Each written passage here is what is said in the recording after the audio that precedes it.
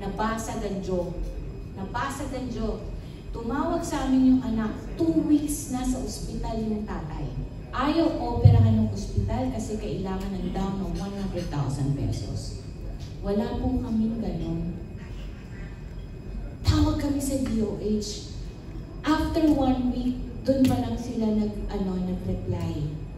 At ang reply, hindi ko masyadong nagustuhan. Kasi nagbigay lang ng ayuda. Ang gusto ko sana, mas malawakan. Ano ba talaga ang sistema sa ospital? At paano ang sistema sa ospital, lalong-lalo na dun sa mga malalayong probinsya.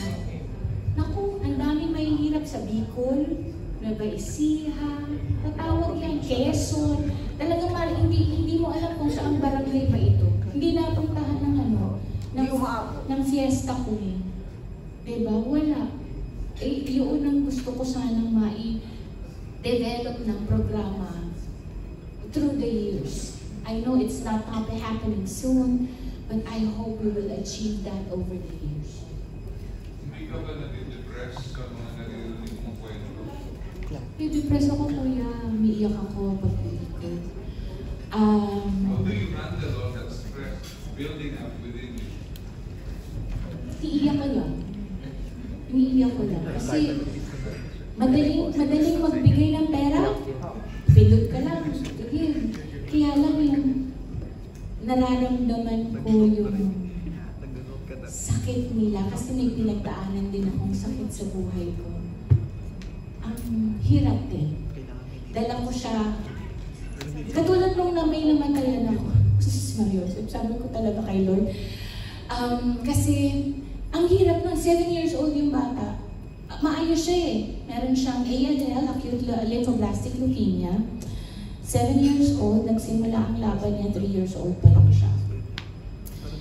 May kausap ako, ay, Ma'am Winnie, naalala niyo po si Zach? Oo, namatay na. Ha? Oo, kalaro po yun ang anak ko eh. Nakakatuwa nga sila kahit nakaswero, naglalaro sila si Zach, 3 beses nang nanawagan ng nanay sa amin. 2 weeks before he died, kausap ko yung tatay niya, si Alex. Naka-ICU si Zach kasi nagka-pneumonia. Sama ng loob ko. Minsan po dinadaan ko sa kanin. Pagka lunchtime, gutom na gutom ako. Sabi ko, kumakain kami nun saan? Punta kami ng Ever, ng anak ko. Sabi ko, halika, kain tayo. Kain ako. Ay, kailangan ng jogging pants ng apo. Halika dito, baka may jogging pants. Punta kami sa department store. Lo and behold, hi Ma'am Winnie! Naalala niyo si Zach? Sa isip ko talaga, oo nga eh, ako po yung tatay. Ikaw si Alex?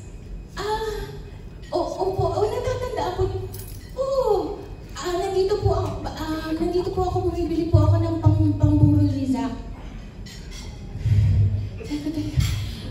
Even now, I want to cry. Sabi ko, tapos video call pa yung nanay. Sabi ko talaga, Lord, bakit? Hanggang dito ba? Hanggang dito. Talagang dukot ako sa bag ko. Ito, bumili ka ng magandang barong. O ito pa, bumili ka ng pantalon. And I wanted to really get away from him. It's so hard and it's so frustrating. Kasi ang gusto natin, gumaling sila. It's not easy, sir. It's not easy. Actually, ino-offeran ako amay ng stasyon ng debriefing. Ay, hinintay ko ba kung kayo? sa sarili ko. Matututunan mo rin dyan. Oo, sa sarili ko, napag-aaralan naman po. That's a good thing about this. Napag-aaralan naman po kasi wala naman akong choice. This is not just a job, but a mission given to me by the Lord, and I have to accomplish it.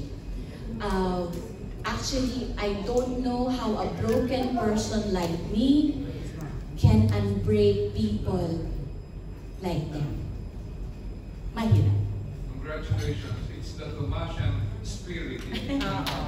Thank you. Ayan, salamat Mika Sabri para sa tanong. Grabe mo, it's so nice to hear yung plight nila as public service roles. I'm sure it's very fulfilling, lalo na kapag nakakatulong sila sa iba. Bago ko tawagin yung susunod na magtatanong, lagi po namin tinatanong, we've been doing media cons for DWPM for the past several months. Lagi po namin tinatanong sa mga sumasala, ano pong pakiramdam na nawala yung dating himpilan, pero bumalik, siksik, liglig at umaapaw, multi-platform, napapanood sa radyo, telebisyon, even online. Ano pong pakiramdam na nagbalik po ang teleradyo? Siyempre masaya na, naririnig ko ba? Ay, nawala yung mind ni Chang Ami. Nawala. Masaya na meron ding pressure, di ba? Na nasa balikat namin lahat na nasa DWPM dahil siyempre alam naman natin na hindi pa tuluyan nakakaahon ang programa, ang stasyon. So, alam namin na sundalo kami na sumusunod at ginagawa ang trabaho namin para sa ikauunlad ng lahat ng nasa DWPM. So, masaya dahil nakikita pa rin namin yung mga dati naming katrabaho. At the same time, malungkot kasi alam namin nabawasan kami. Pero nandito pa rin kami, lumalaban, sabi nga sa Korea, fighting, di ba? So, yun yung pakiramdam namin sa araw-araw na hindi namin nakakalimutan yung mga taong una naming nakasama sa DZMM na ngayon ay hindi na namin kasama. Marami kaming natutunan sa kanila and salamat dahil alam namin kung gaano nila minahal yung stasyon, kung gaano sila ka-dedicated. Yun din yung mga inspiration na dala namin ngayon as we move forward with DWPM. Bittersweet, especially if you think about those people whom you were with in the past na you're not with, sabi nga ni Ami, di ba? Personally, nahihirapan akong mag-adjust. Kasi ang tagal, 1997 to 2021, di ba? DZMM forever. At actually, hanggang ngayon, I'm still hoping that old DZMM will come back. But then again, parang close to not. Kasi na-disperse na kami. We still remember yung mga past that puts smiles on our faces all the time. Pero syempre katulad ng usad ng panahon, thankful kami na kami narito pa. Kami napili kasi hindi lahat napili.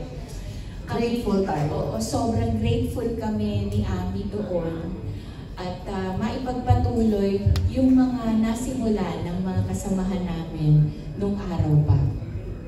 Ayan, salamat Tita Winnie and Chang Ami. For our next set of questions, tawagin natin, representing the Gen Z, si Sandy Cagurangan of Random Republica. Wow, Gen Z. Hello po, good afternoon po. Good afternoon.